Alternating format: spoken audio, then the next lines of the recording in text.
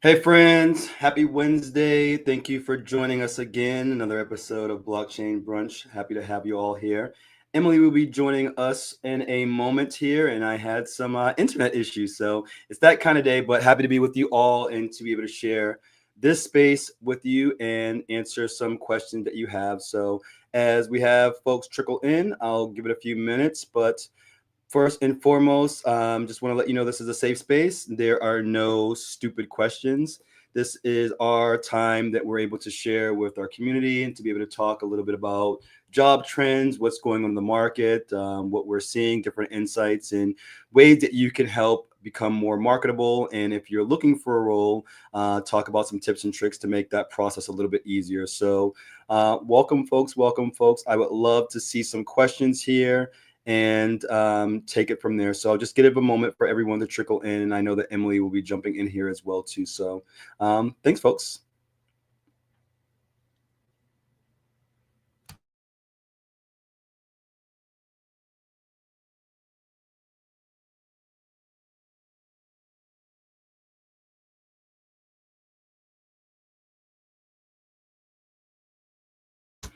If anyone does have any questions, definitely feel free to put in the comment section. I'll look at that. If you want to have your profile reviewed, we can do that as well. It's actually been a little bit of a little while since we've done a couple of profile reviews. So if you want to bring yourself up there and put yourself out there for sure, let's do that. What's up, Jeff? How's it going? Glad to have you back again and see you. But if anyone does have any questions, please, folks, this is our time that we can do this. We don't have all the time in the world to be able to kind of have these intimate sessions. And this is a great opportunity to pick our brains and to ask questions in a safe space for sure. And as I mentioned earlier, there are no stupid questions.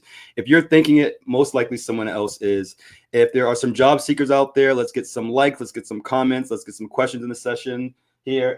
Jeff, since you are the person that is commenting and you're here, do you have any questions? I know that you're currently looking for some roles and we've had some chances to chat before. So I would love to get your questions here. We have someone that is looking for a profile review. Awesome, awesome, awesome. Anyone else in here looking for anything? This is our AMA style. Ask me anything kind of questions, concerns that you have, frustrations that you have. If you want to vent about your job search process, we can also talk about that here as well too.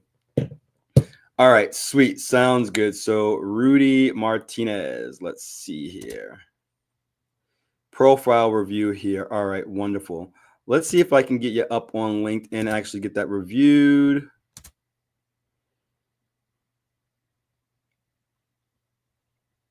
Then we have a couple of other ones here. Awesome. I'll hide that. James, welcome. Thank you. You would like your profile reviewed as well too. Awesome. And then we have another LinkedIn user. For whatever reason, sometimes on LinkedIn, it shows you as like LinkedIn user. It's weird. But I am able to see a few names here. So I'll put this in actual order here and I'll have M jump in and bring those up so that we can look at that as well too. I want to just make sure that I'm here so I'm not missing any other questions. What I want to talk about today is the overall job search process. I know it's very difficult. A lot of people are out there that are searching for roles and just really wanted to, no worry, Jeff. Just really wanted to kind of talk about mindset here for a little bit. It's a difficult process. We've all been through it at some point in time, but I want to let everyone know that, it's definitely not the end of the road. If not, if anything, this can be a beginning of a journey that is unexpected in many ways. And that's happened for me before in the past. So when you're looking for a role, one of the things that you want to make sure that you're doing is putting yourself in the best light and making sure that you're sharing the best information as well too. And someone said something about StreamYard coming up here as well too. Hello. Sorry, that was me. Oh, that was you. What's up, Em? How's it going? All good. So we have a couple of people here that are looking to get their profile reviewed. We have Rudy, we have James. It's awesome. Jeff, our friend Jeff, is here and commenting as well too. I was just talking about a little bit about the topic that we were talking about last week with mindset and perseverance with the job search. It's definitely a difficult process, and a lot of people out there are job searching right now. And really, just wanted to maybe even start this session off about maybe putting people in the best situation to market themselves and making sure that they are paying attention to the transferable skills that are actually going to be applicable for the new roles they're looking for. So what are your thoughts on that, Em? Yeah. Sorry, I'm trying to pull LinkedIn up so I can see this. Hold on one second, Trevor, No worries. because I want to be able to see the comments, and they're not showing on LinkedIn. Okay, beautiful. So what was the question, Trevor? So about being, putting yourself out there and making sure that you're highlighting the most likely and transferable skills that are going to be attractive for your next role that you're looking for. I think that a lot of people don't put enough attention to this, and they may even undersell themselves a lot of times when they're looking for a new opportunity and thinking that something that they did in the past is not necessarily reflective of what's going to help them be successful in the future. Yeah, I mean, highlighting transferable skills is really important because it's like there's so many different transferable skills into crypto, right? Like us, I came from financial services, natural transition into crypto. I think highlighting like tools you've used, different strategies you've used, right? Different technologies, Yeah. and talk about innovation, talk about impact on your resume, right? When you talk about impact, a company knows when they're hiring you what exactly you're going to bring to the table. So I love metrics and numbers in a resume. Yeah, for sure. And also two things that are quantifiable as well, right? You want to make sure that we're talking about, if you say that you grew a team, a lot of people, especially if you're in a sales role, a business development role, they want to see how much you grew that team by, right? If you were coming in and you were raising money for an organization, don't just necessarily just say that you raised money or you helped with capital raise. Like, talk a little bit about that. How much was that? What were you doing? Were you more a contributor or were you more of a leader in that situation? If you were a leader, talking about specific examples of how you led and, pinpointing specific examples about how you actually did that and some of the things that you actually achieved. So I think that's really, really helpful. And a lot of hiring managers and recruiters love to see that in your resume. And also too, you're reflective on your LinkedIn profile. Your LinkedIn, sorry if you can hear that in the background. Your LinkedIn profile, gosh, that's like, can you hear that? Okay, it's done. A little bit. It's all Sorry. good. So, your LinkedIn profile should look just like your resume, right? You want someone to see that consistency when looking at your resume and looking at your LinkedIn profile. And you can bet your bottom dollar they're looking at your LinkedIn profile. So you want your dates to line up. You want the experience to line up. You want to make sure, it looks professional, right? So I think that, let's talk about emojis for a second. Mm. So emojis trigger emotional responses, right? That's the whole point of emojis. Now, when you use an emoji on a resume as like a bullet point, it stands out, right? You want to use a tasteful emoji, like maybe the little diamond emoji or even the circle emoji as a bullet point. But I think making your profile visually appealing helps with the psychology behind recruiting, right? If something is nice to look at, you're going to spend a longer time looking at it, right? So you want people to spend as much time as possible on your resume, on your LinkedIn profile. So make it different, have it stand out. I wouldn't use emojis in your tagline because it is LinkedIn. We want to be professional. But I think using a tasteful emoji as a bullet point will help you stand out. People will more appreciate it. It's kind of like art, right? When you don't like art, you walk right past it at a studio, right? If you like it, you're going to sit there and really take it in for a couple minutes. So that would be my hack there. I have to keep refreshing this page to see the comments because they're not coming up. Yeah, it's really weird. I don't know. LinkedIn's being weird right now. One of the other things as well too is I think, when you're trying to market yourself, try to understand the audience, the person that's going to be on the other end, right? So, I see a lot more, I would say, visually appealing type of profiles when you're in the creative space, right? If you're marketing, if you're communications, things like that. Now, a more technical role, maybe that might not, be attractive or really kind of be something that someone at a highly technical level is even paying attention to, or they might not care about that. They might be looking just for your pure talent, your technical prowess, and your ability to do coding and things like that in the front and back end.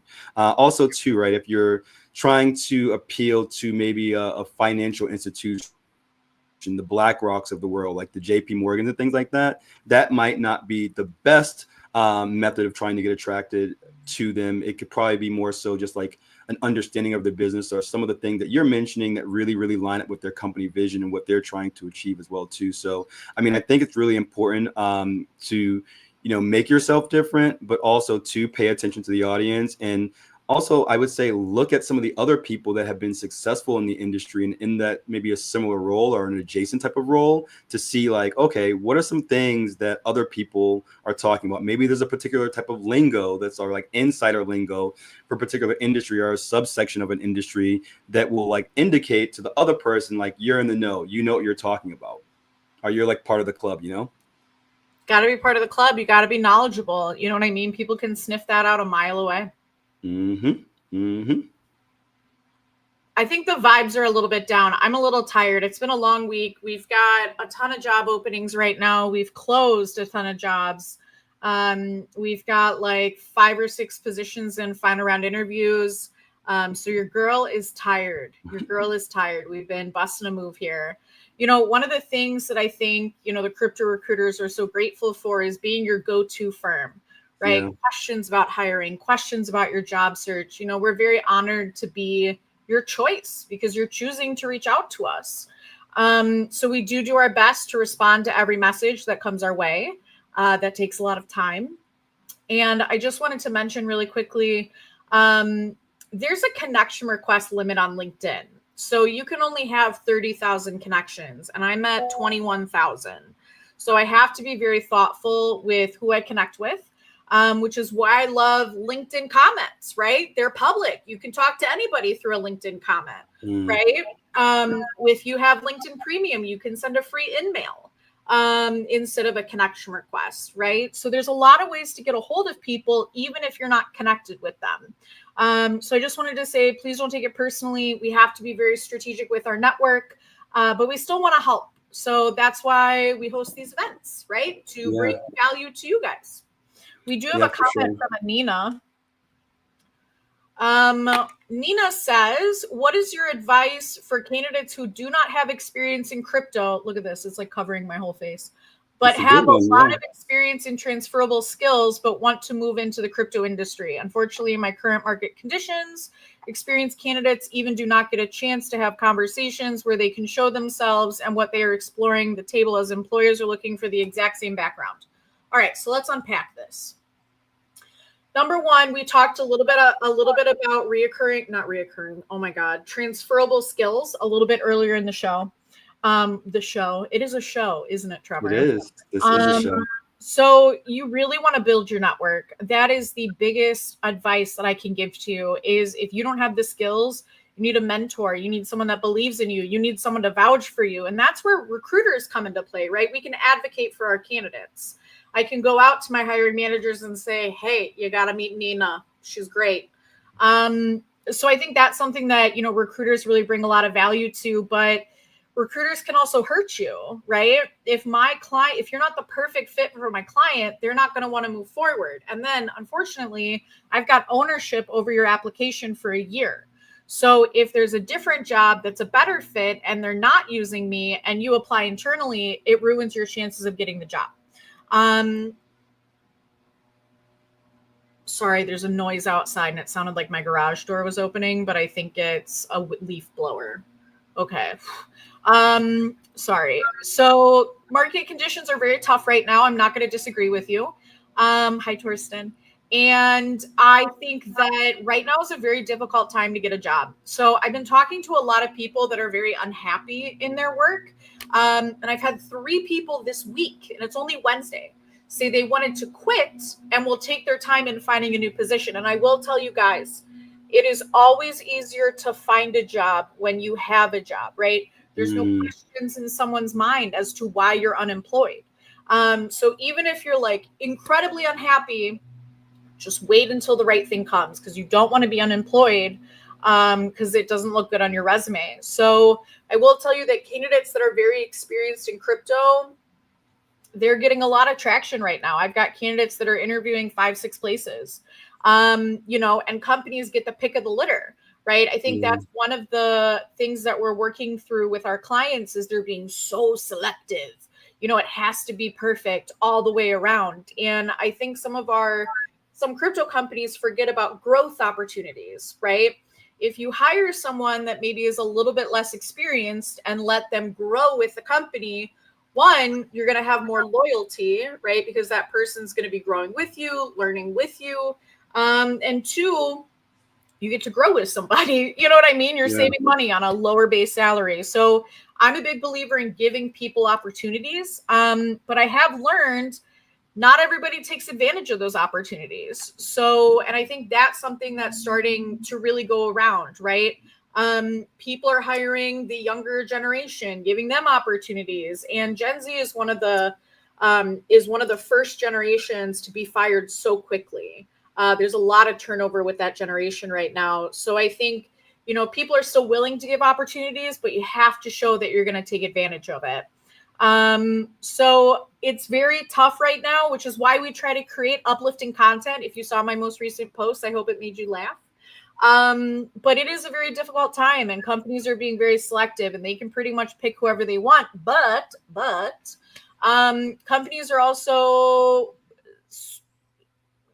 what's the word I'm trying to make it like not negative. Companies are being very thoughtful with their runway, and offering salaries that are lower than they should be. And they're offering heavier equity and token packages, right? And there are some companies that are just strictly paying in crypto, Bitcoin or stable coins, right? So I think being flexible to accepting a salary in crypto, it doesn't have to be Bitcoin because of the volatility, but in USDC, I think makes your application very attractive. It's tough right now, guys. I'm not going to lie to you. It's tough. Just with how selective companies are being, how low the salary is. And that's the other thing, is these people that have been at these companies for 2, 3, 5 years, they're sitting pretty. They're getting a great salary. They have all these tokens. They don't want to make a move, which has made recruiting even more difficult, because the right people are so happy. And you know what?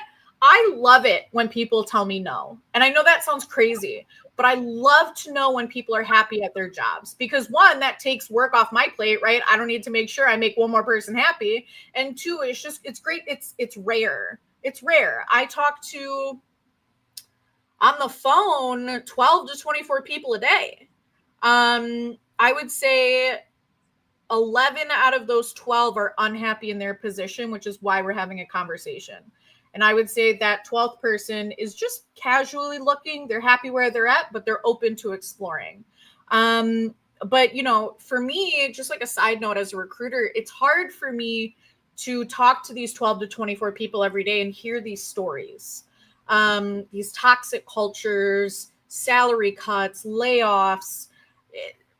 There's so many different challenges that go into being employed, right? And it's really hard to take that all day, every day. You know what I mean? Hearing these really painful stories, it's a lot to take on emotionally. So when someone says, Emily, I'm happy, I never want to hear from you again, I'm like, perfect, great, love it. Glad you are happy. Whenever you need recruiting to grow your team, I'd love to work for you. Anyway. One of the other things too, I was thinking about this before. A lot of people that are trying to get into the industry that don't quote unquote have experience maybe need to rethink, what it is to get experience in the industry, and be a little bit more open-minded to different avenues and sides of this business that may not necessarily be quote unquote sexy, right? A lot of people are trying to transition in. They're trying to work for a top 10 market cap company in the space. They're trying to work with a company that's been around for 8+ years. They're trying to go for the big exchange. They're trying to go for the top, tax accounting firm. And that's a great ambition to have. But there are a lot of players in the space right now, especially some of the institutional players and like the TradFi and the more I would say established older organizations or industries that are starting to adopt crypto or blockchain in some form or fashion. And that's a huge, huge gold mine that I think a lot of people aren't paying attention to. There's advancements with supply chain and blockchain. There's advancements with, decentralized science and blockchain. There's advancements with data provenance and blockchain. There's opportunities in tokenization of real world assets so there's so many different things, but a lot of people have like their mind set on this one particular type of role that you have to be, or that you have to work at a company that is focused entirely on crypto, or one that is just a pure protocol of blockchain, when there's a lot of different avenues for you to enter in the space. And I think that you're obviously going to have a lot less competition, especially if you don't have experience in those type of areas. And those are the kind of companies, if they are not crypto centric, or they didn't start off in crypto and blockchain, they may be a little bit more open-minded and receptive to have someone else to come in that will have all the transferable skills and is willing to learn crypto with the rest of the team. Like, look at the rest of the team as well too. Have conversation with people. When you're looking at some of these more traditional companies, like, hey, is there anyone in the company that's doing anything with blockchain related? Yes. No. Okay, great. Is there an opportunity for me to come on board and just kind of create this initiative? I know that you guys aren't doing it, but a lot of other companies are doing it. Your competitors are doing it. I have an interest in this. I would love to kind of spearhead this and take ownership of it and then run with that. A lot of people that I've talked to from, conversations, they've got their shot and they got their shot into blockchain and crypto and Web3 because they were the only person on their team that was talking about something that was relevant, and no one else knew anything about it. And even that little bit that person knew was 100% more than the rest of the team. And someone was just like, hey, we need to start this crypto thing. Do you want to take ownership of it? And they were like, yeah, I don't know anything about crypto, but sure, I'll do it. And they took a risk and they learned on the job. And then now they're 6 months, 12 months, 2 years, 3 years into the role. So I think that that's a really great opportunity for you. And, if you're someone that is technical, think of how you can become more than just being technical. Think about how you can be client facing. Think about how you can maybe throw an element of marketing. Maybe you can be someone that's technical that can also do sales. You have to be really, really well-rounded and extremely versatile in this industry to stand out. And if you just have one core skill set, it's not necessarily going to be the be all and end all to really make you stand out in a pool of people where it's extremely competitive. And you're going against people as well that have been in the industry, that have started off in one particular area and they've grown, and then they became like a Swiss Army knife, and they're able to do be a jack of all trades. So you really want to think about that and don't limit yourself. I always love your feedback, Trevor. You give such great alpha. I mean, how long has it been? 3 years or 4 years that you've been with us? 3, right? Or going on 3 and 8, 7 months. Oh my God, I cannot believe it. I cannot believe it. It's 3 and 8 months. Woo, buddy. Coming up here soon, and you and I are going to Consensus, so we'll have to celebrate an early celebration there. Yeah. It's gonna be my birthday next week too. I'm not gonna tell you how old I am, but it will be my no, not next week, the week after. My goodness, I don't even know what day it is. That's what this industry does to you. Okay. Birthday and anniversary celebration in Toronto. I love it. I want to highlight a question here. What if you already quit your old job because it was toxic, didn't offer you any path to grow going forward, and you also wanted to change in a different career? Torsten, love this question. If you did already quit your job, okay, here we are. We're here. Now we move forward, right? Yeah. I would still encourage anybody to not quit their job before you have something else lined up. So if you have quit your job, the next step is to spend a big chunk of your time in your day-to-day job searching, right? So you should be sending out at least 25 connections a day. You should be doing research on these companies, reaching out on their website, reaching out to their hiring managers, reading their blog, educating yourself, interacting on Twitter. I mean, finding a job is a full-time job. It really, my job is to find jobs. It's a full-time job. So I think that's where your focus needs to be. It needs to be networking. It needs to be exploring new projects. There's a company called Root Data. They talk about Yeah. projects. I would go on Root Data and start reaching out to these projects. You had mentioned, Torsten, you can easily start as a Discord mod. Yes, it's tough, but yes. Mm. The easiest way to do that is go on Discord, contribute for a couple days, like really be at the top of it. Add these people on Twitter, add them on LinkedIn, and say, hey, I really like what you guys are doing. I'd love to contribute. You know, do you have any need for X, Y, and Z? Right. So Torsten, don't quit any more jobs until you find And something else. if you have quit too, I mean, there's situations where, I totally get it, right? If it's a total toxic environment, it's a crapshoot, and you got to get out of there, then, for your mental well-being and your sanity, and for some reason, for some legal reasons, right, you have to get out of that environment. It sucks, but you have to kind of cut that cord sometimes. So, in instances like that, then I would say you want to shift your focus on really getting out there and networking, putting yourself in the room of where other people are going to be that may share your same kind of enthusiasm. It's going to be really important as well, too, for you to do some soul searching and really try to make sure that you're paying attention to the next organization you go to, right? You really want to pay attention to the culture. You want to do some research. You want to learn a little bit about, what are the people in the company doing? Are they going to some of the bigger events? Do you see like camaraderie, kind of on the posts and things like that? What does the team look like in their group pictures? Do they have a summer outing? I mean, is there anything unique about that team that really resonates with your soul? Because you want to make sure that you're not going to get into that next situation and be repeating the whole process over again 6 months or 12 months from now.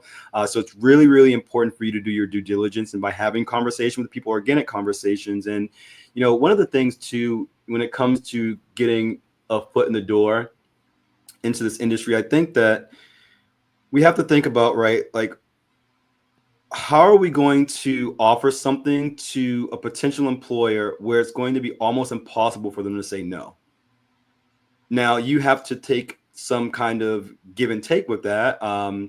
A lot of places right now, especially if they're a startup or they're strapped for cash, or you see that, if you feel like there's a downturn in the market, most of them are going to be strapped with, with their runway. They might have very limited amounts of money. They're trying to go through a phase. You can understand that. You're following the company. You know that. So you reach out to them and say, hey, I've see that you're doing X, Y, Z. I understand where you're going. I understand the problem that you're trying to solve. This is where I can come in and help you with that. And I'm willing to do that, for 3 weeks, a month, no cost. I really just want to be a part of your environment. I really want to just contribute to your project and bring value in some form of fashion. How can I get involved?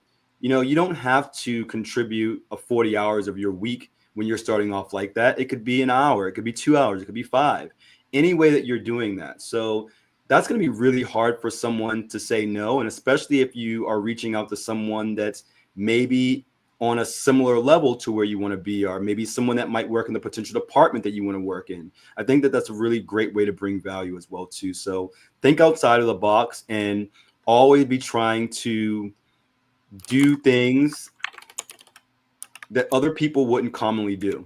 And internships, that's definitely something that most people don't commonly do, or look for unpaid internships. Volunteering is definitely something that most people don't do. And you really, really need to spend more time, I would say, almost like 60, 70, even sometimes higher percent of your time, like aggressively networking.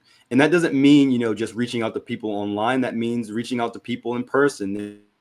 There are nonprofit organizations that you can get involved with. There's Stand with Crypto. There's foundations. There's so many different things out there that you can get involved with. So, really kind of open your mind and get out of your comfort zone when it comes to, being available for a lot of these companies as well, too. So let's talk about two of our interns at the Crypto Recruiters. So we had 2 interns. These were people that came to us and wanted to volunteer their time to break into the crypto space, right? Now there's a big difference between a crypto company and a crypto recruiting company, right? We're not like doing the technical stuff. We're recruiting, not to belittle it, but it's different. So we brought these 2 gentlemen on. They helped out with marketing and admin, and they learned a lot. And one of them got recruited out of us. to join. Where did he go? Not Singularity. I'm Serotonin. So he got recruited out to go to Serotonin, and then our other one got recruited out to go to Stellar. So sometimes it's just a stepping stone, right? And not all founders are going to be as passionate about their people's growth as we are, right? I'm the kind of person where, like, I want you to be successful. And if that's with me, fantastic. But if we can move you to the next level, also fantastic. But I've given a lot of people opportunities to grow. You know, it's not that we've had turnover. We haven't had a lot of turnover. We've just had people moving up because, again, it's recruiting. It's not a heavy crypto. So sometimes you just got to start somewhere. Someone just needs to give you a chance. And we are very proud of our 2 interns and how far they've come. It's very rewarding. Some people are talking about crypto market cap and Twitter being the most useful place, but it's hard to starting utility startups there. And also, to kind of going back to this root data thing. So one of the things that I do when I'm doing research there is I go to the fundraising tab, and then the fundraising tab, from there, you can learn some information. You're going to be able to learn what round that they're in. Are they in, pre-seed? Are they seed? Are they early stage, series A, whatever, right? Moving on up, it tells you the amount. And then also, too, it tells you the VC or who some of the primary investors are. And from there, what you can do when you click on that individual company, it's going to bring you to like their own separate page. And sometimes it gives you a X link. Sometimes it gives you just a link to their website. Sometimes it gives you a LinkedIn link. Great, right? You really want to make sure that you're trying to find contact information on all of these. If you go to the website, a lot of times they'll have the employees' profiles there, which will give them maybe sometimes a direct link to your LinkedIn if they don't mention it ahead of time. So that's a way to kind of get to it. Sometimes, they might also list their email addresses, right? If they don't even have an email address for each employee on their company website, there's usually like an info@company.com. That's a great way that you can send, your request there because someone reads those emails. Also, too, when you go to LinkedIn, you can actually click on that and then, connect with these people.